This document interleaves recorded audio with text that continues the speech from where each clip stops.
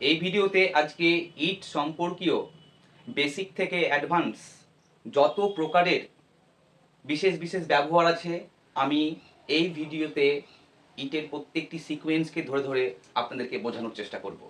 সেই জন্য আপনাদের মনোযোগ একান্ত আমি কামনা করি।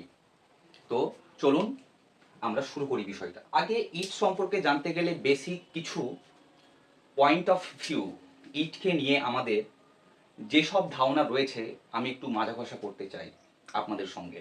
তাহলে এখানে দেখতে পাচ্ছেন দুটো সেন্টেন্স। এই দুটো সেন্টেন্স কি মানে কি এক না? অবশ্যই ইট ইজ আ পেন, এটি হয় পেন একটি। দ্বিতীয় সেন্টেন্সে কি বলছে? দিস ইজ আ পেন, এটি হয় একটি পেন। তো এই যে ইটের মানে আর দিসের মানে কি আলাদা? মানে তো এক, কিন্তু সেন্টেন্সে আমরা এই যে ইট ভার্সেস দিস কখন সঠিকভাবে ব্যবহার করব? মানে যদিও এক, সেন্টেন্সে দুটোই লেখা যায়, কিন্তু কোনটাকে অ্যাপ্রোপ্রিয়েটলি সঠিক স্থানে বসিয়ে সেন্টেন্স তৈরি করতে পারবো সেটাই আপনাদেরকে আগে বুঝতে হবে। তাহলে এখানে দুটো সেন্টেন্স আপনারা লক্ষ্য করুন ভালো করে। This is a pen, this pen is costly. তাহলে এখানে দিস, এই যে দিসের আমরা ব্যবহারটা শিখছি, তাহলে এখানে দিস কি হিসেবে? একটি প্রোনাউন হিসেবে বসেছে। কি? প্রোনাউন হিসেবে বসেছে। সেই প্রোনাউনটা কি? অ্যাজ আ সাবজেক্ট, তাই তো? তাহলে দিস এখানে সাবজেক্টের কাজ করছে, আর এখানে দিস কিসের কাজ করছে? কারণ পেনটা হচ্ছে নাউন, তার আগে কি আছে? দিস, মানে এটা কি? অ্যাডজেক্টিভ। নাউনের আগে যে শব্দ থাকে, মানে নাউনকে যে মডিফাই করে বা বর্ণনা করে, নাউনকে বোঝাতে ব্যবহার করছে দিস। তাহলে এখানে কি নাউনকে যে মডিফাই করে তাকে তো আমরা বলি অ্যাডজেক্টিভ। অ্যাডজেক্টিভ প্লাস নাউন, তার মানে এটা বোঝা যাচ্ছে যে কি একটি এই দিস অ্যাডজেক্টিভের কাজ করছে। তাহলে দিস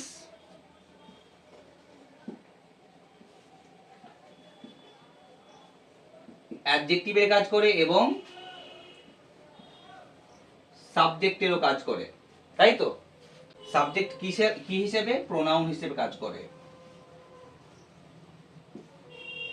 তাহলে এই কনসেপ্টটা ঢুকে নিতে হবে মাথার মধ্যে। আর এখানে ইট, আমরা ইট জানি পিওর প্রোনাউন, তাই তো? বা আমরা ইটকে জানি পার্সোনাল প্রোনাউন। এই হচ্ছে ইটের মধ্যে এবং দিসের মধ্যে পার্থক্য। আরো কিছু এক্সাম্পল দিলে আপনারা আরো ক্লিয়ার করতে পারবেন আশা করি। This is a table,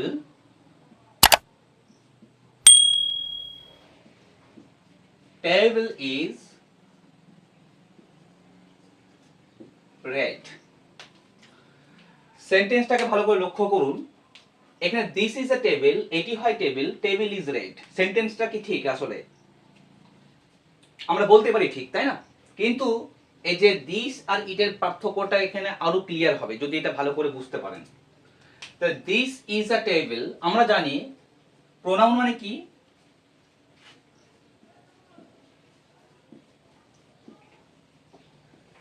pronoun মানে কি?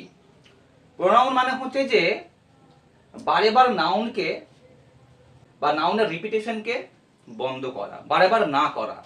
নাউনের রিপিটেশনটাকে বারে বার না করা, মানে নাউনের পরিবর্তে যে ওয়ার্ড ব্যবহার করি তাকেই তো প্রোনাউন বলে, তাই না? তো এখানে কি এই যে প্রোনাউনটাকে আমরা কি করছি? ইট হিসেবে ব্যবহার করছি এখানে। কিন্তু এখানে দেখুন দিস ইজ আ টেবিল, তাহলে দিস মানে তো টেবিল। আবার পরের সেন্টেন্সে লিখেছি টেবিল ইজ রেড। তো এখানে কি এই যে টেবিল আবার রিপিট হচ্ছে, তাহলে এটাকে রিপিট মানে নাউন, এটা মানে তো নাউন। তাহলে এই নাউনকে বন্ধ করার জন্যই তো আমাকে কি করতে হবে? এই নাউনকে বন্ধ করার জন্যই আমাকে এই প্রোনাউনের ব্যবহারটা করতে হবে, ইটের ব্যবহারটা করতে হবে। তাহলে আমি কি লিখতে পারি এখানে? ইট। আমি যদি বলি যে this is a table, table is it, সেন্টেন্সটা কিন্তু ভালো লাগবে না শুনতে। আমি বলি this is a table, it is red, তাহলে শুনতে ভালো লাগছে দেখুন। এবং এই দিসকেও, এই দিসেরও রিপিটেশন কমাচ্ছে, কারণ আমি এখানে দিস ইজ এ টেবিল লিখতে পারবো না, সেন্টেন্সটা কিন্তু ভুল হয়ে যাবে, ভালো লাগবে না এবং শুনতেও খারাপ লাগবে। দিস ইজ এ টেবিল, আমি প্রথমেই দিস ইউজ করেছি, তাহলে এর রিপিটেশনটাকে বন্ধ করার জন্য আমাকে এখানে ইট ব্যবহার করতে হবে। It is red. Second example আরেকটা দেখুন, this is a cow, it is black. এবার দেখুন এখানে, this is a cow, it is black, it is black, তাহলে কি এটারও রিপিটেশন কমাচ্ছে, এটারও রিপিটেশন কমাচ্ছে। এই ছিল দিস এবং ইটের একটা কনসেপ্ট। আশা করি বুঝতে পেরেছেন কনসেপ্টটা। এরপরে আরো এক্সাম্পল দিয়ে বোঝালে বিষয়গুলো আরো আপনাদের কাছে ক্লিয়ার হয়ে যাবে। তাহলে আমরা বুঝে নিলাম ইট হচ্ছে প্রোনাউন, দিস মানেও প্রোনাউন। তাহলে ইটটা কি হচ্ছে পার্সোনাল প্রোনাউন বা পিওর প্রোনাউন, আর দিস হচ্ছে কি প্রোনাউন বটে, ডেমনস্ট্রেটিভ প্রোনাউন বটে, বাট সেটা অ্যাডজেক্টিভ, তাই না? তাই দুটো জিনিস কিন্তু বুঝে গেলাম, তাই তো? এবার সেকেন্ড স্টেপে খুব মজা লাগবে আমাদেরকে করতে, এই সেকেন্ড স্টেপটা খুবই মজা লাগবে। এই হয় সে, আমরা বলি না কথায়, এই হয় সে যে কাজটা করেছে। এই যে কথাগুলো আমরা অনেক সময় বাক্যে ব্যবহার করতে গিয়ে মাঝে মাঝে মনে হয় যে কি করে করব, সেন্টেন্সটা মেক করতে প্রবলেম হয়। এই প্রবলেমটা আর হবে না। এই স্ট্রাকচারে কিন্তু দারুণ কাজ আছে, স্ট্রাকচারটাকে বুঝতে হবে। সেই হয়, এই হয় তিনি, আমরা বলি না বাক্যের মধ্যে, আমরা বাক্যের মধ্যে বলি এই হয় তিনি যে কাজটা করেছে। এই স্ট্রাকচারের এইটা হচ্ছে মেইন পার্ট। এই মেইন পার্টের জায়গাটাকে ভালো করে আগে বুঝে নিতে হবে, তাহলে ক্লিয়ার হয়ে যাবে বিষয়টা। দেখুন,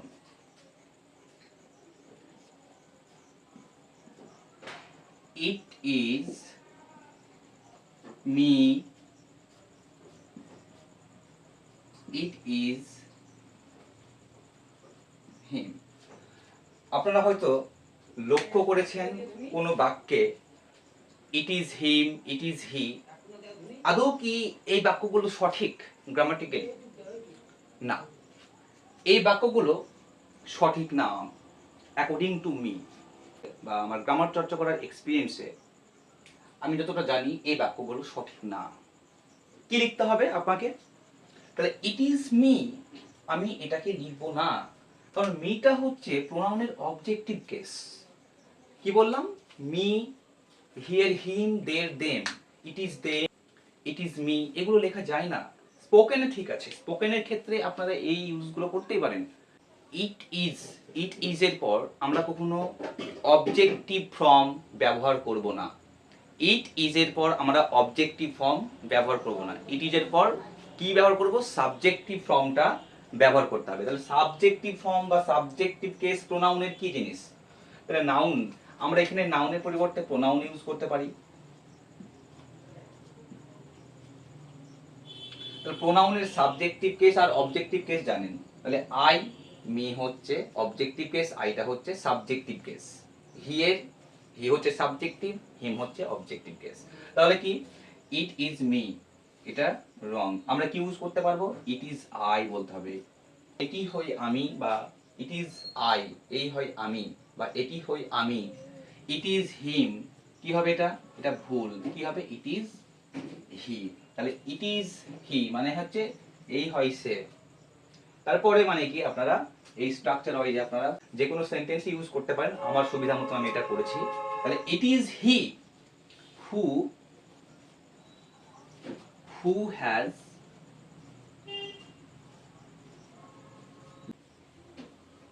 দিস ওয়ার্ক। সেন্টেন্সটা কমপ্লিট করলাম। তাহলে it is he who has done this work. তাহলে সেন্টেন্সটা বুঝতে পারছেন এখানে। তাহলে আমরা দ্বিতীয় নম্বরে শিখলাম যে সেন্টেন্সে অবজেক্টিভ কেস আমরা ব্যবহার করব না আজ থেকে। কি? It is I, it is he, এবং তারপরে আপনারা যে কোনো ক্লজ লাগাতে পারেন। ঠিক আছে? যে কোনো টেন্সের ভূমিকায় আপনারা ইউজ করতে পারেন। এরপরের পর্বটা আরো ইন্টারেস্টিং, দেখতে থাকুন, আরো ভালো লাগবে, অনেক কিছু শিখবেন, অনেক কিছু অজানা বিষয়গুলো ক্লিয়ার হবে। এবার এবার যেটা আমি আলোচনা করব এটা সব থেকে গুরুত্বপূর্ণ, খুবই ইন্টারেস্টিং এবং সবার জানা দরকার। এই বিষয়টা খুবই ইম্পর্টেন্ট। এবার দেখুন আমরা কি শিখবো, ইন্ট্রোডাক্টরি ইট। এটার মানেটা কি? কিছু কিছু সেন্টেন্সে দেখতে পাই যে, মানে কিছু কিছু বাক্য গঠনে আমরা দেখতে পাই যে ইহা বা এটা, যেটাকে বাংলায় আমরা ইহা এটা বলি, ইংরেজিতে ইট, তাই তো? এই ইট কোনো বাক্যে এর ব্যবহারের প্রয়োজন না থাকলেও বাক্যকে শুরু করার জন্য আমাদেরকে এই ইট ব্যবহার করতে হয়, কারণ সেই বাক্যে সাবজেক্ট থাকে না। এবার সাবজেক্ট না থাকলে আপনাকে কি বাক্যটা তো শুরু করতে হবে, সেই শুরু করার জন্যই আমাদেরকে এই ইটের ব্যবহারটা করতে হয়। সেই ইটটা কিন্তু প্রপার কিন্তু সাবজেক্ট না, একটা ডামি সাবজেক্ট, একটা ফেক সাবজেক্ট। জাস্ট বাক্য শুরুটা করার জন্য, বাক্যটাকে শুরু করার জন্য ইটের ব্যবহারটা সেখানে করতে হয়। এই জন্য একে বলা হয় ইন্ট্রোডাক্টরি ইট। বুঝতে পেরেছেন? টাইমের ক্ষেত্রে ব্যবহার করতে হয়, মানে সময়ের ক্ষেত্রে,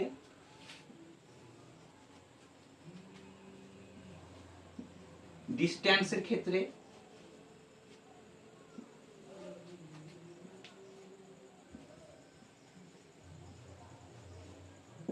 ওয়েদারের ক্ষেত্রে ব্যবহার করা হয় এই ইটটা ইন্ট্রোডাক্টরি হিসাবে।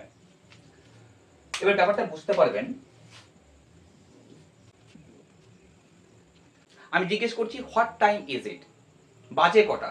আপনি কি বলবেন? 10, 10:30 বাজে, 9টা বাজে বা 10টা বাজে। আপনি কি বলবেন? ইট ইজ 10 o'clock, তাই তো?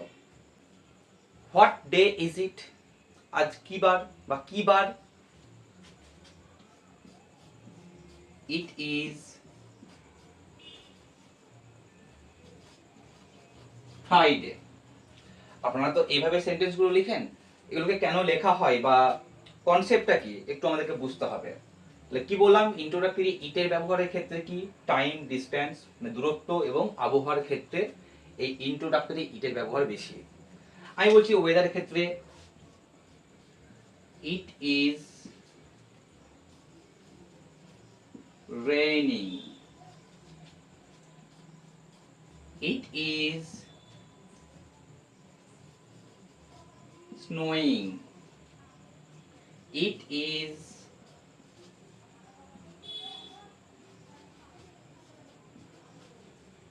dewing। এখন বৃষ্টি পড়ছে, তুষার পড়ছে, শিশির পড়ছে, আমরা কিন্তু সেন্টেন্সে ইউজ করি এরকম এক্সাম্পল। ডিস্টেন্সের ক্ষেত্রে আমি বলছি যে ইট ইজ 200 কিলোমিটার। আপনারা সেন্টেন্সে এইভাবে জবাব দেন সবাইকে, কিন্তু এখানে বিষয়টা কি লুকিয়ে রয়েছে সেটা বুঝতে হবে আমাকে। তাহলে আমি এখানে বললাম যে it is 10 o'clock, it is Friday, তাই না? তাহলে আমরা এই যে ইট ইজ 10 o'clock আমরা যখন ইংরেজিতে বলবো এর কিন্তু একটা নিজস্ব ভাষা আছে, এটা আপনারা সবাই জানেন, অনেকে জানেন না। তো এই যে ইট ইজ 10 o'clock আমরা যখন ঘড়ি দেখার সময় বাংলাতে বলি যে 10টা 30 বাজে, 10টা বাজতে 15 মিনিট বাকি আছে, এগুলো ইংরেজিতে কিভাবে বলতে হয় এটাও আমি এই ভিডিওতে শেখাতে চাই আপনাদেরকে। এটা 12, এটা 12, 6, 3, 9, মানে এখন 3টে বাজে, তাই তো? এবার কয়েকটা কনসেপ্ট আপনাকে মনে রাখতে হবে। কি কি কনসেপ্ট? এই কনসেপ্টটা মনে রাখলে এই যে ইংরেজিতে কিভাবে বলতে হয় ব্যাপারটা আপনারা শিখে যাবেন। কিভাবে বলতে হবে দেখুন, এই যে যদি আমি এটা মিনিটের কাটা, এটা ঘন্টার কাটা, আমরা সবাই জানি। যখন এই মিনিটের কাটাটা সামনের দিকে এগোবে না, সামনের দিকে এগোবে মানে এটা কি হচ্ছে, বেশি হচ্ছে। বেশি মানে কি মনে রাখবেন, পাস্ট। আর যদি এই মিনিটের কাটা পেছন দিক থেকে ঘোরাই কি হবে, এটাকে কম হবে। পেছনে কি কনসেপ্টটা বা লজিকটা আমি এরপরে আপনাদেরকে আরো ক্লিয়ার করছি। কম মানে মনে রাখবেন 2, এই দুটো জিনিস আপনাকে মনে রাখতেই হবে। তাহলে কি, বেশি মানে পাস্ট আর কম মানে 2, দুটো ক্লিয়ার। এরপরের বিষয়টা হচ্ছে যে এই 15 মিনিটের কাছে যদি 15ই থাকে, আপনি এটাকে বলবেন কোয়ার্টার, আর 30 থাকলে বলবেন হাফ। এই জিনিসটা আপনাকে মনে রাখতে হবে। ওকে, তাহলে কটা হলো? বেশি মানে পাস্ট, কম মানে 2, 15 মানে হচ্ছে কোয়ার্টার, আর 30 মানে হাফ। এইটুকুন জাস্ট ক্লিয়ার থাকলেই হয়ে যাবে। আর কয়েকটা জিনিস বলে দিচ্ছি। ঘন্টাকে যখন আমরা মাল্টিপ্লাই করব 5 দিয়ে, 10, 15, 5, 10, 15, 30, 35 করে 60 পর্যন্ত যখন এরকম পাবো, ধরুন মানে কি বলছি যে 2:35 বা 2:10, 2:35 বা 2:45, আমরা যখন এরকম মিনিটের কাটায় পাবো সংখ্যাগুলো, তখন আপনাদেরকে মিনিট ইউজ করা যাবে না, মিনিট ইউজ করা যাবে না। ওকে, এই জিনিসটা মনে রাখতে হবে। আর নর্মালি বলছি আমি 3:07, 3:19, 3:12, 3:17, এইভাবে যখন আমরা বলবো না মিনিটের কাটাগুলোকে, তখন আমাদেরকে মিনিট ইউজ করতে হবে, তখন মিনিট ইউজ করতে হবে। কি 7, যেগুলো মাল্টিপল হয় না 5 দিয়ে, এক কথায় 9, 13, 19, 23, লাইক এই সংখ্যাগুলো। এবার আমি বলছি যে আমরা একটু টাইমটা একটু দেখব। টাইমটা বলছি যে 15 বাজে।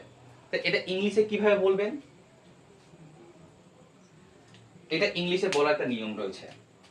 এটা ইংলিশে আপনি কিভাবে বলবেন? এতক্ষণ তো আমি এটাই শেখালাম, এবার ইংলিশে আপনি কিভাবে বলবেন? 5:15। আমি বললাম যে ঘড়ি কাটা যখন বলছি যে এখানে 5টা, মানে কি এই ঘন্টা কাটা 5টা 5-এর জায়গায় আছে, আর মিনিটে কাটা ধরুন 3-এর করে আছে, তাহলে কি বলবেন আপনি? 5:15 বাংলায় বলছেন, ইংরেজিতে কিভাবে বলবেন?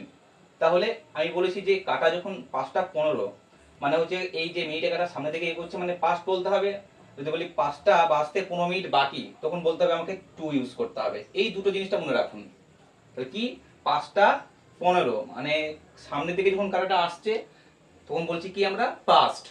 আর 5টা বাজতে 15 মিনিট বাকি আছে, সেটা বোঝাতে কি ইউজ করছি আমরা? 2 ইউজ করছি। এই দুটো জিনিস কনসেপ্টটা মনে রাখুন। তাহলে 5:15, তাহলে 5:15 মানে কি? তাহলে 15 past 5। আপনারা সংখ্যা ইউজ করতে পারেন বা লিখেও করতে পারেন। তাহলে 15 past 5, বা এই 15টাকে আমরা তো ইউজ করতে পারি কোয়ার্টার ইউজ করতে পারি, বা আমরা 15 pastও বলতে পারি, দুটোই ঠিক। এবার 5টা বাজতে 15 মিনিট বাকি, তখন কি ইউজ করবেন? তখন কিভাবে বলবেন? 5টা বাজতে 15 মিনিট বাকি, তখন বলবেন যে 15 to 5 o'clock, 15 to 5 o'clock। তাহলে কি 5টা বাজতে 15 মিনিট বাকি। এবার দেখুন এখানে 15 মানে কি, আমি বলেছি 5 দিয়ে মাল্টিপল করলে কি হচ্ছে এখানে, যে এই সংখ্যাগুলো পাওয়া যাচ্ছে 5, 10, 15, 30, 35 এবং 60। তাহলে কি হয়ে যাচ্ছে, এটা আমরা মিনিট ইউজ করছি না, তাহলে আমরা কি 15 past 5 বলে দিয়েছি। আমরা কিন্তু 15 মিনিট past 5 আমরা এটা বলিনি, বা এখানেও তাই ইউজ করেছি, 15 মিনিট টু 5 আমরা এটা বলিনি। বিষয়টা ক্লিয়ার হয়েছে? আমি যদি এখানে বলতাম যে 17, তাহলে কি আমাকে এখানে কি ইউজ করতে হতো? আমাকে মিনিট ইউজ করতে হতো। আমি যদি এখানে 17 বলতাম, তাহলে আমাকে এখানে কি করতে হতো? মিনিট ইউজ করতে হতো। এ হচ্ছে ঘড়ি দেখার। তাহলে কি বলবেন? তাহলে ইট ইজ, একটা এক্সাম্পল হিসেবে, তাহলে ইট ইজ কি, ইট ইজ 15 past 5 o'clock। তাহলে ইট ইজ 5:15 এইভাবে আপনাদেরকে টাইমটাকে ভাষায় প্রকাশ করতে হবে ইংরেজিতে। এবার বিষয়টা কি, মানে আমরা এটাকে আরো সহজে একটু আমি আরো একটু বোঝানোর চেষ্টা করি। আশা করি ব্যাপারটা বুঝতে পেরেছেন। এখানে কি বোঝাতে চাইলাম, এখানে সময়ের ব্যাপারটা ভালো করে বোঝানোর চেষ্টা করলাম, এবং কিভাবে ভাষায় প্রকাশ করতে হয় ইংরেজিতে কিভাবে প্রকাশ করতে হয় আমরা যেটা সময় দেখি, সেটা হয়তো আপনারা ভালোভাবে বুঝতে পেরেছেন। এখানে ভালো করে এই যে এতগুলো আছে, মানে ইন্ট্রোডাক্টরি সেন্সে যখন ইটের ব্যবহারটা করতে হবে তখন আমাদেরকে একটি সূত্র মনে রাখতে হবে। কি? Event, incident, etcetera. আপনারা অনেক কিছু ইউজ করতে পারেন, মানে এগুলোই টাইম, ডিস্টেন্স এবং ওয়েদারের ক্ষেত্রে। তাহলে যে এখন বাজে 10:15, তাহলে ইট ইজ কি বলবেন? 10:15। তাহলে it is 15:10। It is 15:10। It is 15:10। আমি বললাম আজকে কি বার? আপনি বললেন যে সোমবার। It is Monday. It is Monday. আজকে কত তারিখ? আপনি বলবেন তখন কি? It is the 10th of September। It is 12th of August। এভাবে কিন্তু আমাদেরকে এই টাইমের ক্ষেত্রে ব্যবহার করতে হবে। এবার ডিস্টেন্সের ক্ষেত্রে কি? একই ব্যাপার। It is 200 kilometres. It is 500 kilometres. It is 30 kilometres. এভাবে কিলোমিটার্স বা ডিস্টেন্স বোঝালে ইটের ব্যবহারটা করতে হবে। এবার ইট ইজ রেইনিং। এখানে দেখুন ইট ইজ, আমি যদি বলি ইটটা ব্যবহার করলাম না, ইজ রেইনিং, শুনতে কি ভালো লাগছে? তাহলে সাবজেক্ট নেই, অ্যাজ আ ডামি সাবজেক্ট, মানে সাবজেক্টটা এখানে ফেক, এখানে ইটের কোনো অর্থ নেই। ইট ইজ রেইনিং, বৃষ্টি হচ্ছে। তাহলে আমরা ইটকে ব্যবহার করে প্রেজেন্ট কন্টিনিউয়াস টেন্সে লিখে দিয়েছি। It was raining, it is raining. আপনি এগুলো ব্যবহার করতে পারেন টেন্স ওয়াইজ। এই ছিল একটি কমপ্লিট ভিডিও ইটের উপর। আশা করি ভিডিওটি বুঝতে পেরেছেন। এরপরের যে ভিডিওগুলো আমি বানাবো খুব ইম্পর্টেন্ট ভিডিও। বেসিক গ্রামার শিখছেন তাদের কাছে এই জিনিসটা খুবই ইম্পর্টেন্ট। ভালোভাবে এটা রপ্ত করতে পারলে ইংরেজিতে রিডিং পড়তে, মানে বুঝতে এবং ইংরেজিতে কথা বলতে বা লিখতে গিয়ে অনেক সুবিধা। দেখা হচ্ছে নেক্সট কোনো টপিক নিয়ে। সুস্থ থাকবেন এবং ভালো থাকবেন।